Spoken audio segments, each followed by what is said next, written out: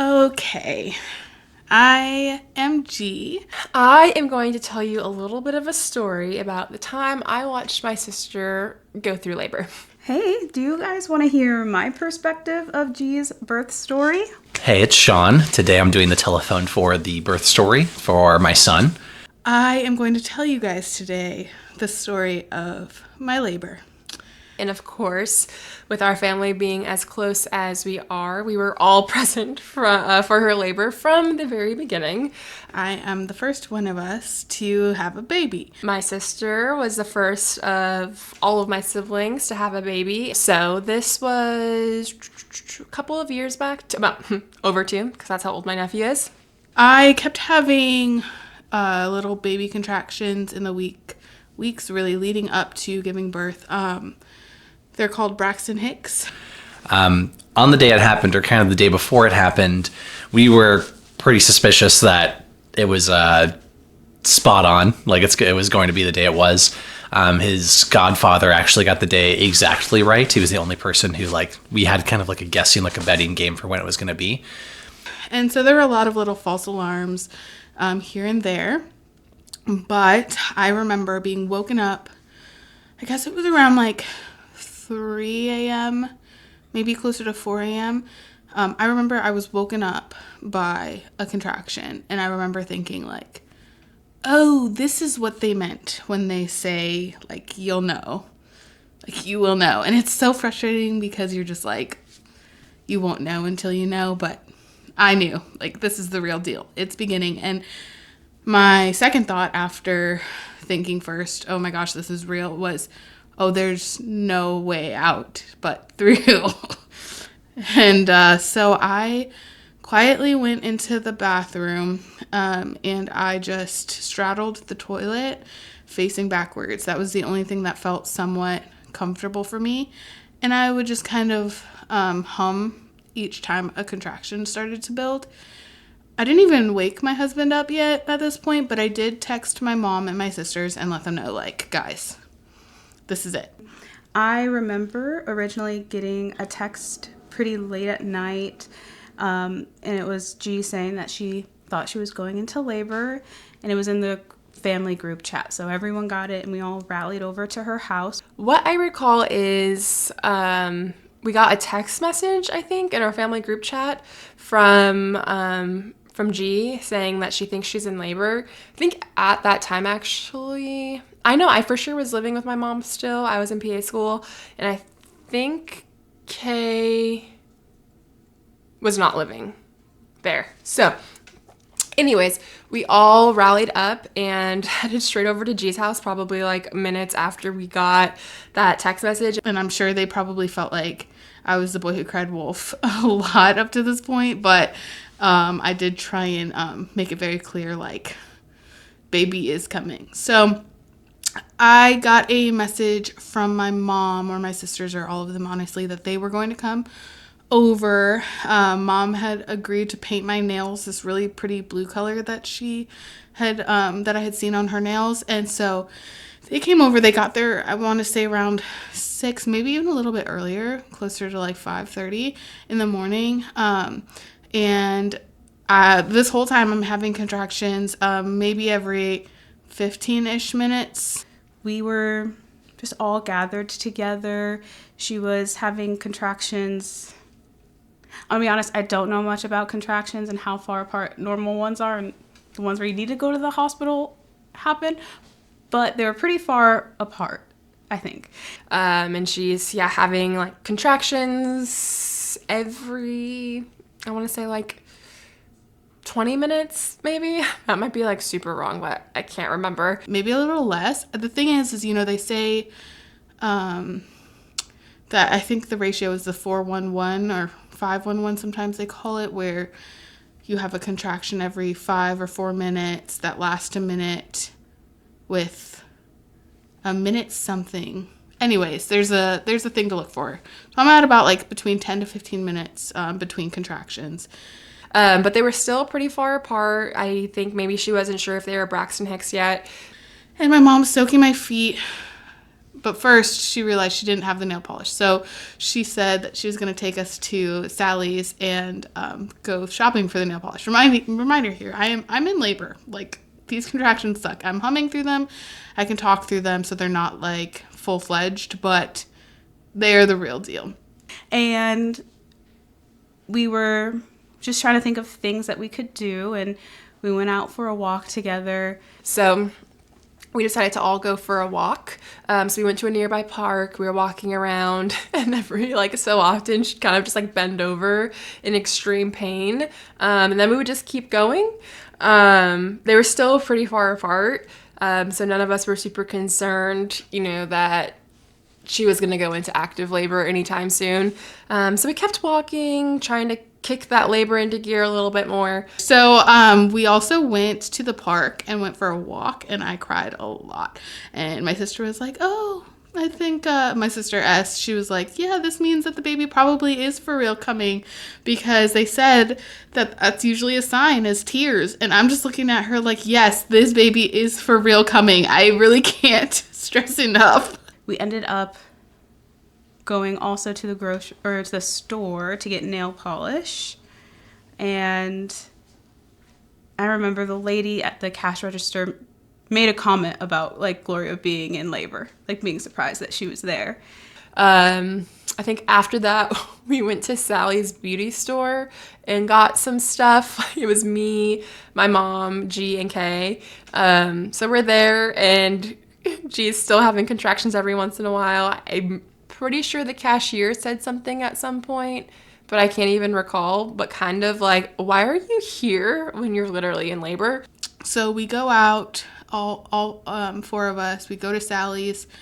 I don't know if I can plug that actually. We go to the makeup store, hair store, nail store, and we get the nail polish, and I am just keeled over, suffering. And I remember the front cash register lady, she said to me, oh, that baby's coming soon. Well, if you're listening, you're a freaking liar. Anywho's. So that morning I wake up and G's already rallied the troops. People are already here. I think I probably got up at 7 or 7:30, but she had people here. Apparently she was up from way earlier than that. She knew it was coming. She realized, she woke up, she was in labor, and she's like, okay, I'm gonna get out and get started. So we get back home, my nails get painted, my husband is awake at this point. A few more of our friends come over, we turned it into a party. I think we maybe listened to 3 songs, but that playlist definitely didn't get utilized as much as I think we all thought it would. Then we all went back to the house, and my mom painted G's nails, and everyone else was playing Mario Kart. And, well, I was losing Mario Kart, and Gloria was in labor. So we made our way back to G's house, and we're all hanging out. At this point, my boyfriend at the time, now fiance, made his way over to the house. One of Sean's friends were also over. We were just making this a huge, family gathering through G's labor. But also she went a route that's different than what a lot of people do, which is an unmedicated birth, and then also doing it at a birthing center. I had a playlist going, a bunch of throwbacks, and everyone was playing Mario Kart, and I was just kind of in the fetal position on the couch, and I was mostly normal, but every 10 minutes or so, I was no longer humming at this point. It was more of groans. I had worked my way up to more groaning through them, but still not quite yelling or anything. So I'm kind of getting a little bit more, in pain as time goes on. We're probably at this point firmly in the every 10-minute zone of contractions. So really, they make sure that you are really far along and dilated to a certain point before they, admit you in. So she kind of had to progress through her labor a lot at home before we could go there. So we were all just kind of hanging out, cooking food, eating. At one point, we were all playing Mario Kart. I think there were probably 5 of us playing Mario Kart, and G's just laying on the couch, and every couple minutes, maybe at that point, we're at every 10 minutes, we kind of just hear her groan in absolute pain and then kind of go silent again and just kind of dozes back off while we're just all there playing Mario Kart. Cheering me on, which is crazy. Very big sister thing for her to do is be in labor, but still cheer me on when I'm failing at something. So anyway, they're playing Mario Kart, and it's a weird juxtaposition between my suffering and them playing, and I guess some of them suffering if they were losing, I guess. Most of the day is us taking turns. Basically, we had practiced some like positions for getting her ready and making sure that she was comfortable. And it had bleeded into nighttime, and she was still having contractions pretty far apart, I think. I really don't know, if I'm being honest. I just remember being at her house for a very long time, and it was all of a sudden nighttime. So then I remember at one point I was getting pretty loud with my contractions. My good friend was like, hey, I feel like we should take you like to the doctor now. Like, this seems like the real deal. And I was like, yeah, I'm still okay, but thank you. Sean's friend is like, are we sure we shouldn't go to the hospital yet? And at this point, I'm starting to realize, like, I need my doula here. I need some added support beyond what I'm getting at this moment. And it kind of started going to the evening. I believe our doula, I guess I won't use names, but there was a lady who we were paying to basically help us and also be kind of the spokesperson for my wife as things were going down and make sure like the birth plan happened the way that we wanted and that things didn't kind of change up at the last minute. And so she comes over that afternoon. I think probably might have been like 6 or 7 in the afternoon. As things started to progress, her doula made her way over to her house, and she kind of escaped to her bedroom. The contractions were happening a little bit more quickly. Her doula was doing all of the different maneuvers to progress the birth and things like that.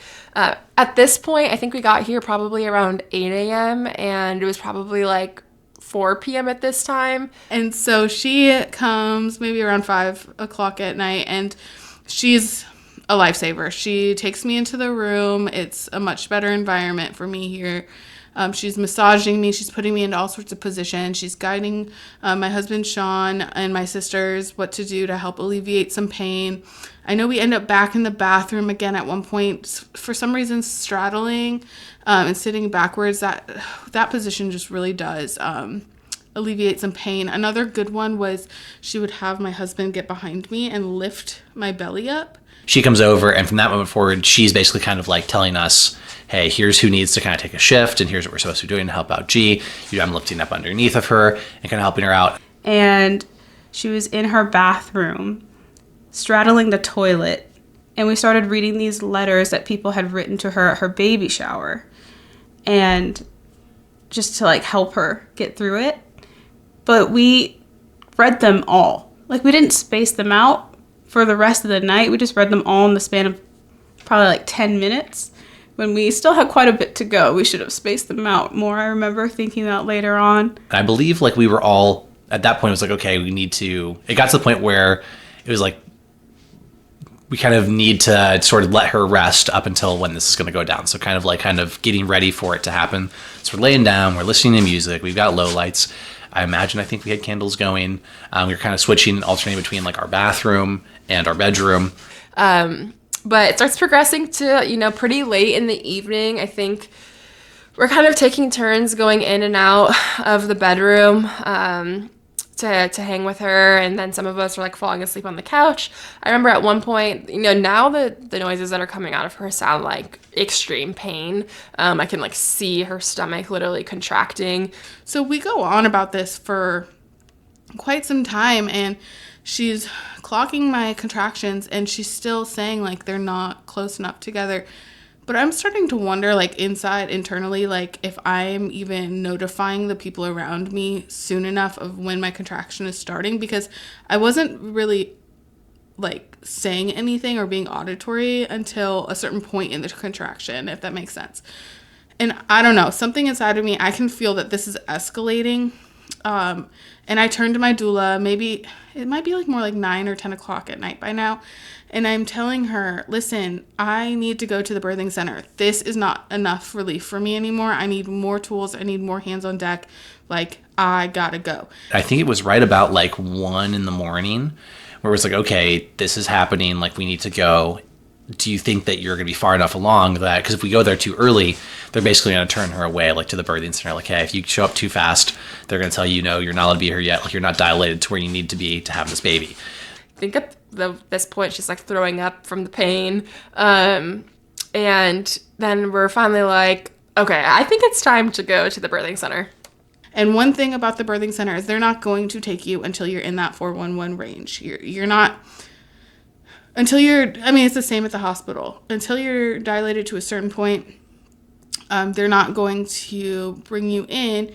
At a hospital, they might induce you, but at the end of the day, you have to be progressed far enough for the baby to come. And I remember there came a point where Gloria wanted to go to the birthing center, but I don't think she was dilated enough or having contractions close enough together. And that being an issue before she could go to the birthing center. And I just can feel it in my gut. I'm like, I think I honestly feel pressure happening. Like, I feel like I'm dilating. And my doula also is a midwife, but I hired her for doula purposes, which she did ask, if I wanted her to check, but it would require her to go home, get some equipment, and come back. And I just knew I needed to be on my way to the next stage mentally for me to know, like, that things were progressing.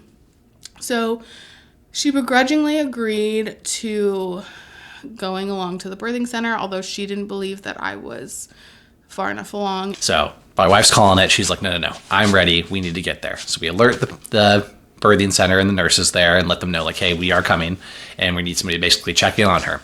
One thing I did forget to mention is you're supposed to call the birthing center when, like, you are at the 411 stage to tell them, like, you're coming in. And I did call them, and they acted kind of shocked because they were like, we didn't even know you started your labor. But a few weeks prior, I had called and told them that this is really gross, I do apologize, but it's a birth story, so buckle up. But my mucus plug had come out, and that can be an indicator that labor is coming somewhat soon. It varies for every person how soon that might be. And when I called them, they acted very nonchalant and basically were like, don't call us until you're, like, in that window. Like, please don't do that. So I was like, okay. So I waited until I was, and then they kind of were blindsided. Luckily, there wasn't anybody in the room, but she was skeptical as well. We all get in the car. Mind you, my husband was asleep, I believe. And so they woke him up, and he is kind of like slow at waking up. So he's kind of dazed and just kind of zoned out. And my sister, I remember her screaming at him like, we need to go right now. Like, and he's just kind of staring off, like letting the dog out in the backyard. She's like, your wife is literally about to give birth. So we all drive separately. Me and Kay drive separately. My mom, G and Sean were in a different car, and I think me and Kay get there first. I'm like, oh, my sister's not too far behind. She's in labor, and she's like gonna give birth here. But we all ended up going to the center after some debating, just to see if she could get in. And I don't know if I saw the birthing center first or if I went home and took a nap. And they're like, well, how is she? Like, is she able to talk in full sentences? And I was like, oh yeah, like she's able to do that. So they were like, oh, I don't know if, like, she's ready to be admitted yet, because they are like, I can't remember what centimeter of dilation you have to be in order for them to admit you in, but they, like, based on how I kind of described how she was doing, they, like, were not convinced that she was ready, like she was dilated to that point. Yeah, and so at this point I'm feeling kind of frustrated because everybody's acting like I'm like overreacting, but honestly I think what the problem was is I was aggressively underreacting to the point where they were reading my energy thinking I wasn't as far along. And it's all a blur, and I didn't even give birth. I think we actually get there, it might be somewhere between 1 and 3 a.m., And by the time we get there at 3, she gets seen by a nurse. They basically immediately, it was like completely dark, pitch black. We're the only cars out there, us and the nurse. That's kind of, they have a basically alternate who's going to be available, so that way there's somebody ready just in case a baby's coming at any time within the windows that they've kind of scheduled. Like, they know people are planning on having babies for them. It isn't really like kind of, I think hospitals are that way too, where they've got a schedule, they know who's coming, but they were definitely like ready for us. But then they did their exam. They're like, oh, wow. Yeah. Okay. Let's get you settled in. So she goes in, she gets checked. They're like, yep, the baby's coming. Let's go ahead and get you into the room and get you situated. Or like, you're close enough that we can't turn you away now. Like, it's not like they're going to send us away to go home. And that was my wife's biggest fear, was that, and our doula's biggest fear was that we're going to show up and they're going to be like, no, go home. You have to come back again later, basically. We get there, I get checked. She looks, she's like, oh, yes, okay, let's take her upstairs. I was like, yeah, that's what I thought. I just remember being amazed by how nice the birthing center was. It was just a gigantic room with a kitchen and a big bed for G, and it felt much more comfortable than I think a normal hospital would be. I don't think all of the family that was there for her could even be there for her if she was in a hospital. Like, we were just able to be so close to her. So now we're all in this room. It's beautiful, and it's this big room in the birthing center. And so I get into my room. It's beautiful. I let all my crew, all my people that are there supporting me know, like, please get some sleep. It is now the middle of the night. You guys have been with me all day for almost 24 hours already. 24? So we're kind of in the room, getting ready, and my wife's in active labor on the bed, and baby's coming. Like, this is probably from like 3 to basically maybe like 6-ish. And she just had her own team that was in there the entire time that was just focused on her too, which was a beautiful thing to watch. We're all kind of like resting when we can. Crazy noises coming from G every now and then. One point, I think they had her like crawling up and down the stairs to try to progress her labor, all of that stuff. And so everybody crashes out. And I remember that I was asked to do the stairs. That helps get things moving. And then I went in the shower for a little while, which relieved a lot of pain. But like, the pain in like the labor portion was being relieved, but after a certain amount of time, my knees were just miserable on the porcelain like floor of the shower. So that didn't work anymore. Now at this point, groaning isn't enough of a descriptor. I am pretty audible. I'm uncomfortable when those contractions come ripping, and I think I hit a wall. Like, at this point, I'm tired. I want this to end. I'm like begging my midwife, please, how much longer will this be? And the truth is, there's just no way to know. It's different for everybody. And she's just trying to, keep me relaxed, keep me patient. This is when I kind of start crying. I'm like, I feel defeated because I'm basically just trying to ride the wave, trying not to push. But then things start escalating. And my midwife, she does this thing. I don't know. She's magic, but she's like massaging my back. The only way I can describe it is every time a contraction would begin, these midwives would swarm me and just start massaging the oils, the smells, everything. It was amazing. And it was like they would like literally coach me through riding that wave. And so she's massaging. She does some sort of pretzel thing with my legs. I don't know. Like I said, magician. And I'm asking her, like, did my water break yet? And she's like, no, sweetie, not yet. Just hang in there.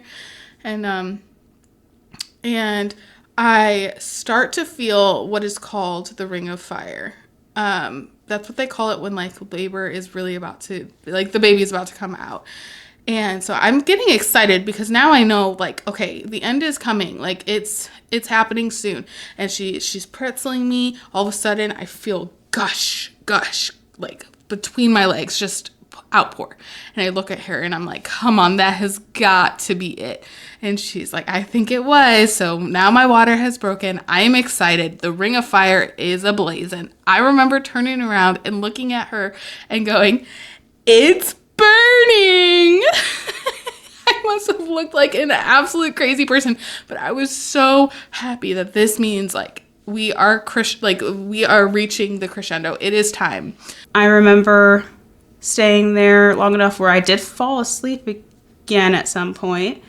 And then I believe it was when I woke up from my nap that it was like she was like about to give birth. I was about to say she was really in labor. She was in labor the whole time, but she was like about to give birth. And then things really started to ramp up. I remember they like put her in a side position and they were like, look at her stomach, like it's cramping. It means like, you know, her body's really working hard to get him out or get the baby out. At that point, we didn't know the gender. And it was such a crazy thing to see. And at one point, I remember looking into my sister's eyes and she looked like they were vacant. You could not see life behind them. And she was just like, this is worse than I could have ever imagined and ever explained. So, pretty traumatizing. And at this point, I'm feeling like, oh, I don't think I can not push at this point. Like, it's feeling like it's go time. And I asked the room, I was like, am I allowed to push? And my doula looks at me and she goes, if your body is like, it's time to push, it's time to push. And my midwife looks at me and goes, did you want to do this in the tub? And, you know, I was unsure if I wanted to actually give birth in the tub or if I just wanted to labor in the tub. I'd been going back and forth. And she looks at me after I had just been laboring for 24 hours at this point. And she's like, let's go ahead and just, let's get in the tub. And I was like, listen, I'm down for anything that's going to make this less painful. And then the one of the nurses is like, okay, I'm just going to turn on like water. Like, let's get you in the tub, essentially. So we're kind of alternating between like resting, being in active labor, resting, kind of going back and forth. And then it's basically tub time. At one point, everyone had like their arms around me. It was beautiful. I just remember being in the bathroom because she had a water birth and having this team around her, you know, coaching her on. Climb in the tub. And I mean, I think I pushed maybe 2 or 3 times. And the nurse is like, okay, you're going to get into the tub. And I think my wife was only in the tub for like, I don't know, 15 minutes. I'm probably being generous. It was not long. Like, as soon as we moved her into the tub, it was like, go time, it's happening. I'm pushing. You know, the thing is with the pushing is the baby comes out, but then goes in and then goes, but it's still a little bit out. So it's not like it's just like push, push, push, and it's out. It's like push, push, push. You get the idea. The sounds that she was making. And my mom just like looked at me. And she said in that moment, she knew, okay, you're not going to have kids one day. They told me, like, you need to catch this baby. And that was the plan, just so you know. It wasn't like I just, like, came on the spot, like, I'm going to catch a baby. So I'm pushing. The baby is out. And my husband gets to cut the umbilical cord. He is very excited about that. It is, like, the only way I can describe, like, the most satisfying poop of your whole life. It was wild. You know, I'd seen all sorts of birth stories, and I had an idea of kind of this can go. I will say I'd never seen like a water birth in the position that we decided to do it in, but the nurses were great. They kind of instructed me like, hey, it's basically, here's what's going to come out, and, you know, just be ready to kind of grab and feel and catch. And obviously I'm hoping that, because we didn't know the gender of our son before he was born, so it was like, okay, I hope that I'm going to be ready and prepared to like catch him, not drop him, right? And then also too, I know it's pretty important that when we catch him, it's like, okay, we need to also get him out of the water, and then also check for things like make sure that the umbilical cord isn't around his neck and that he's okay and that, you know, he's breathing and stuff. She ended up giving birth, a water birth, and, you know, he came out and was the bluest baby I have ever seen. And in PA school, I actually did get to help with some deliveries. So I knew something didn't look right and he wasn't crying. I had to excuse myself from the room because my anxiety got the best of me. And yeah, it was quiet. And I honestly was just so hysterical in that moment and relieved to have that out, my child, that. And I'm looking at him, and I remember the doula looking at me and saying, like, hey, be careful, because I was, like, pulling. I didn't know it was a him yet up, but I was pulling him up, and, but, like, he's still attached to me. And then I hear her say, oh, like, I think I gotta get in there. And then they were like, oh, double cord or something like that, and the cord was wrapped around his neck. They got it out, got it unwrapped. I remember there just being like a really long pause. It was just really quiet, you know? And it was because my nephew hadn't cried yet. And it turns out he was wrapped with the umbilical cord twice.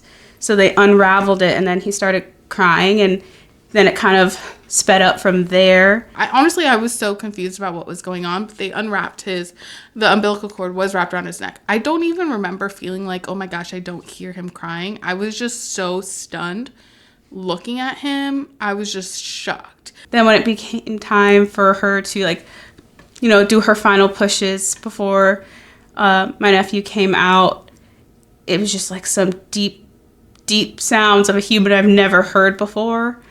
And then G's body just like really tensed up and just like the most relaxed I've had seen her in the longest time. And it just, knowing in that moment my nephew was born was crazy. It felt like those couple of seconds happened in slow motion, and then everything next was really quick. Comes up, I catch him. I'm behind my wife with the nurses, you know, lots of hands involved. So it's like just me. It wasn't just like my hands, like, oh, I'm hoping to catch this thing like a Hail Mary pass or something. Like there's lots of hands helping, making sure that this baby's caught. So I got my hands underneath. And then obviously my son comes. At the time, didn't know he was my son. Grabbed him, you know, and then they basically like kind of immediately, okay, you've got to get hold of him. Yes. They repositioned my wife. And then, you know, the nurses help me, and we hold him up to her and give him in her hands. And so they got the umbilical out from around him. I tried to pull him up, and they were like, hey, wait a second. I guess that's when my husband cut the cord. He's crying now. I'm in shock. Somebody yells, is it a girl or a boy? Because we did not find out. And, you know, we heard him cry, and I'm like, wait, what's the gender? Because, of course, that was the first thing that G and John were looking at. And turns out he was a boy. And so I'm so nervous because I'm so exhausted at this point and so just out of it and in shock, honestly, that I'm like, what if I say the wrong thing? So I'm staring, and finally I just go, it's a boy. And there he was in my arms. It was the coolest thing I've ever done, been a part of anything. My husband's crying, I'm crying, the whole room's crying. And she's crying, and she, you know, realizes it's a boy, and so she's crying, you know, saying it's a boy.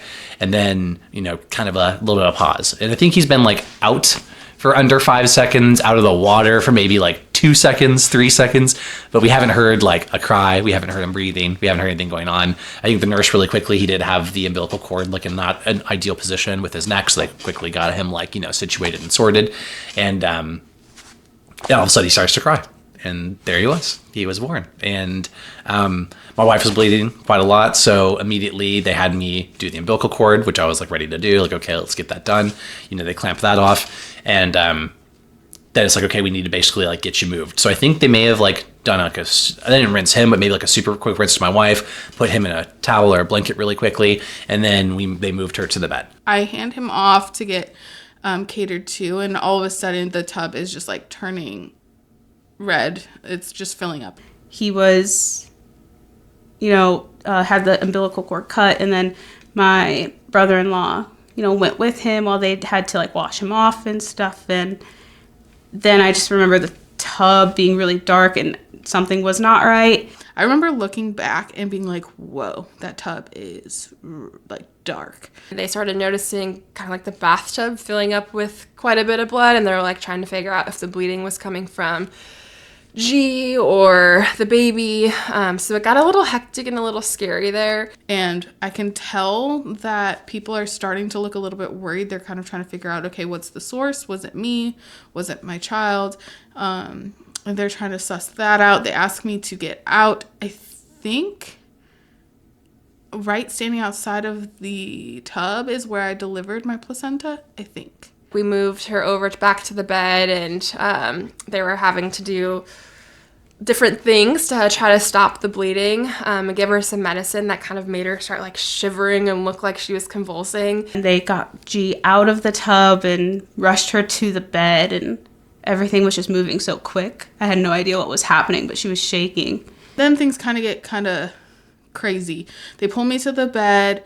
I'm told that I have to be given Pitocin, which is often used for inducing because it causes your uterus to contract basically, and I was hemorrhaging, so they needed to like shrink me down fast.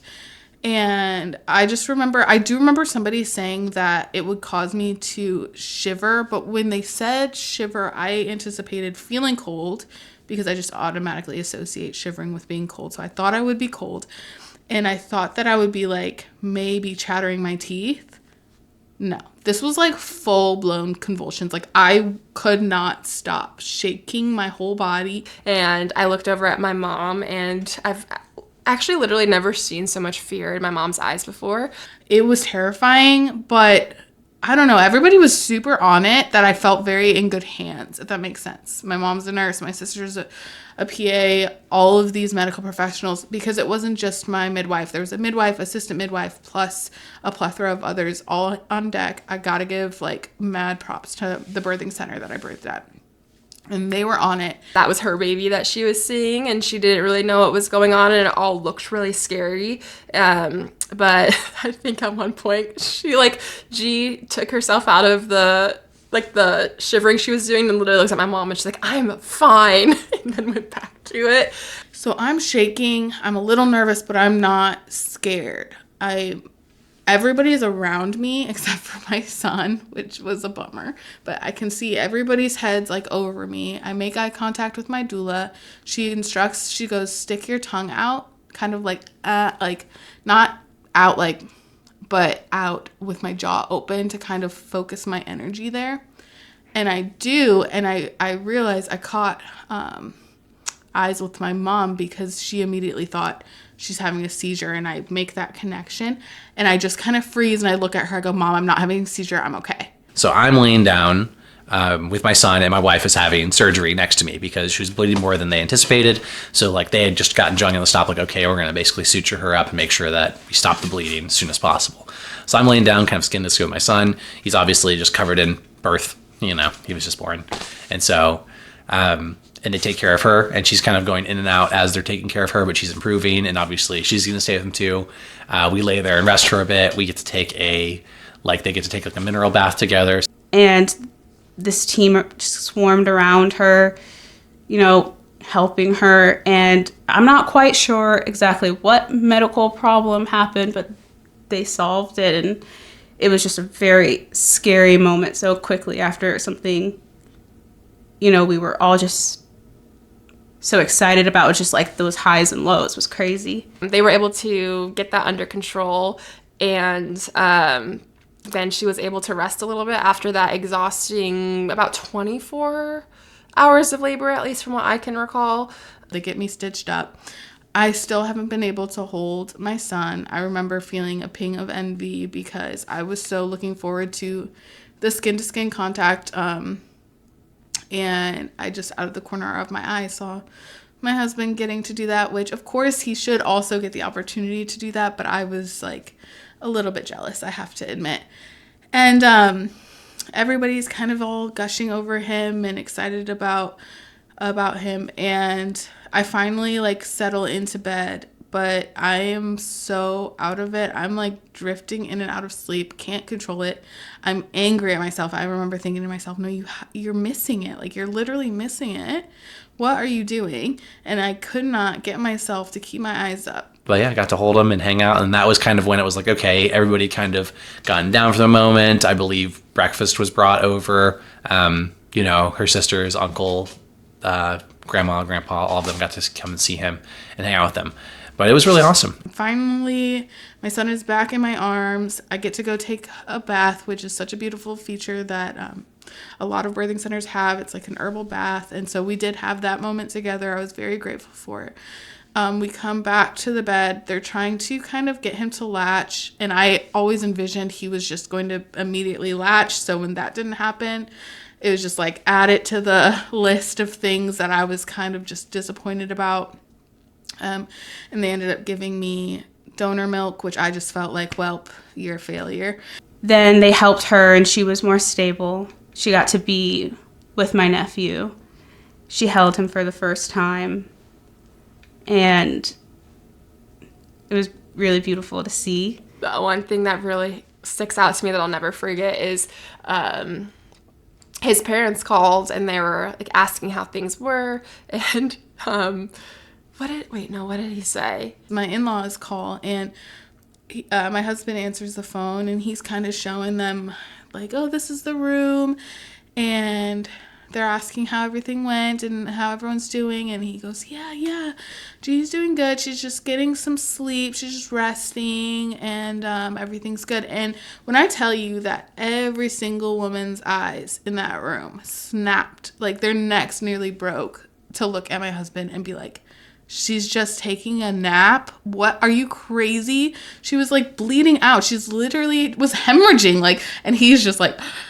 Oh, he was explaining how the birth went. He was like, yeah, after the birth, like, G kind of laid and rested for a little while. And I think me, G, K, and my mom all shot him probably a death glare. And we're like, she wasn't just, like, resting. She was literally bleeding out. So, fix your story.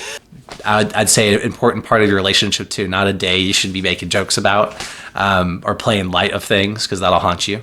But it just kind of goes to show you, you know, from his perspective, I assume you're going to hear it, but he was just handed his son and then ushered off to the side to go just bliss out about that. Meanwhile, I'm like fighting for my life. And I honestly don't think he really knew that how serious it was or kudos to them for keeping their cool, but I don't think he knew how serious it was.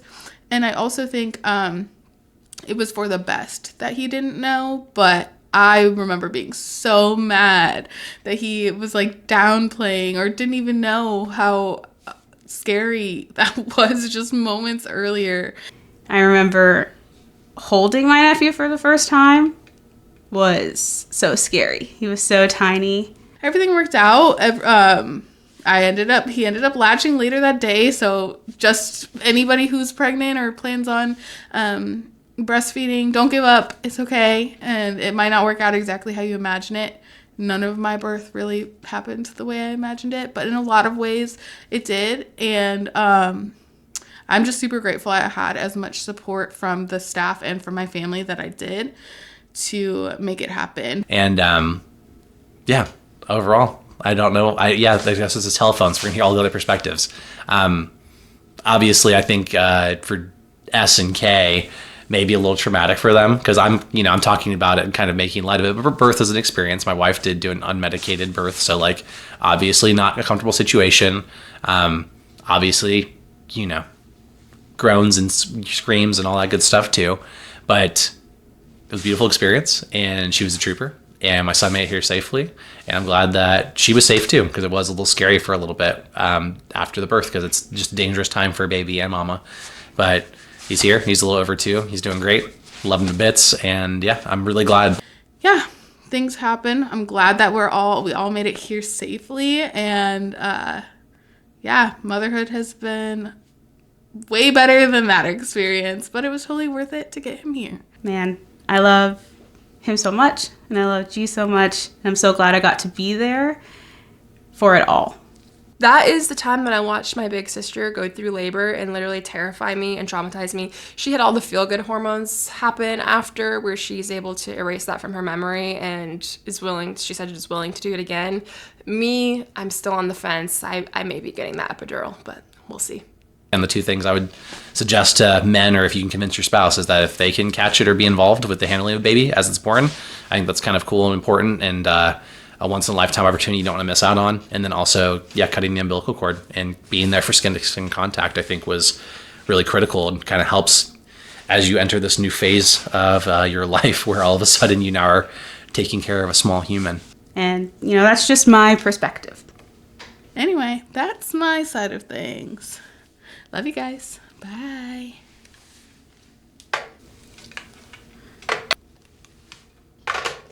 Oh, and I failed to pick up the phone and talk on the phone at all during that. So here's some me on the phone. All right, bye.